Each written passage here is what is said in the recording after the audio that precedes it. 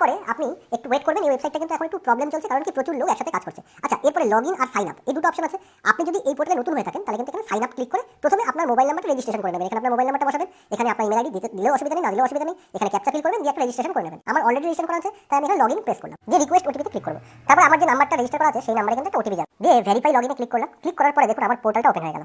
এরপরে আপনি কি করবেন, আপনি সবার নিচে একটা অপশন দেখতে পাবেন, সেটা হচ্ছে এই যে এখানে চলে এসে দেখুন feel enumeration form special intensive revision SIR এর জন্য যে ফর্ম ফিল আপ এখানে হচ্ছে। আপনি ডাইরেক্ট এই জায়গাটায় ক্লিক করবেন।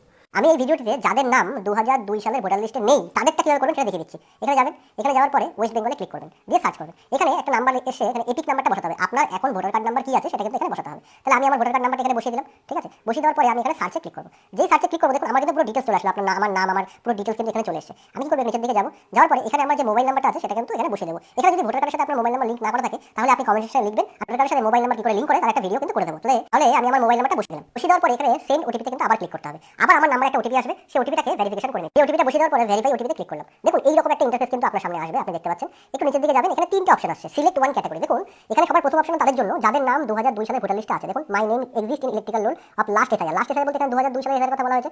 এখানে যদি আমার নাম থাকে তাহলে আমি এটা করব, কিন্তু আমার নাম তো 2002 সালে নেই, তাহলে আমি এইটা করব। এখানে কি লেখা আছে, মাই প্যারেন্টস নেম, আমার বাবা মার নাম আছে 2002 সালে, আমি এইটাকে করলাম। এবার যাদের 2002 সালের ভোটার লিস্টে কারোর নাম নেই তারা কিন্তু এইটা সিলেক্ট করবেন, ঠিক আছে। আর চলে যাবো নিচের দিকে। এরপরে স্টেটটা আছে, স্টেট সিলেক্ট করব, অ্যাসেম্বলি সিলেক্ট করব। দেখুন এই যে অ্যাসেম্বলি আছে, এই যে 2002 সালে যে অ্যাসেম্বলিটা ছিল সেটা কিন্তু আপনাকে দিতে হবে। তাহলে আপনি কি করবো, আমি কি করবো, 2002 সালের ভোটার লিস্ট কিন্তু আমার অলরেডি ডাউনলোড করা আছে।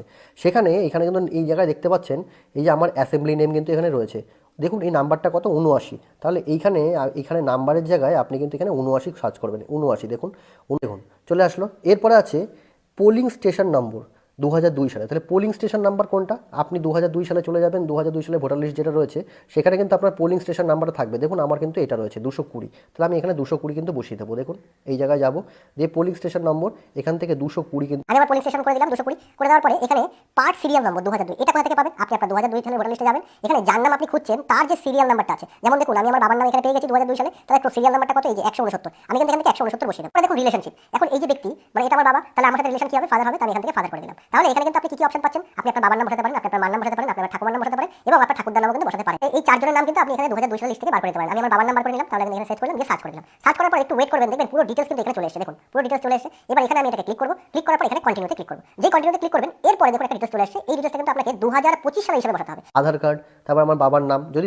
25 সালে বাবার নাম যদি কোনো চেঞ্জ হয়ে থাকে, মানে নামের কারেকশন যদি কিছু হয়ে থাকে, তাহলে কিন্তু সেটাই বসাবেন এখানে। তারপরে এই ডিটেলসগুলো ফিল আপ করতে হবে। আপনার ওয়াইফ থাকে তাহলে ওয়াইফের নামটা এখানে বসাতে হবে, আর যদি আপনি মহিলা হয়ে থাকেন তাহলে কিন্তু আপনার হাজবেন্ডের নাম বসাবেন। ডিটেলসগুলো ফিল আপ করবেন। এখানে আপনার ফটো দেবেন, ফটো একটা পাসপোর্ট সাইজ ফটো, যেটা কারেন্ট ফটো হলে সবথেকে ভালো হয়। এই ফটোটা আপনি এখানে পেস্ট করবেন। পেস্ট করার পরে আপনি কিন্তু ডাইরেক্ট এখানে সাবমিট করে দিলে আপনার কিন্তু ফর্মটা সাবমিট হয়ে যাবে।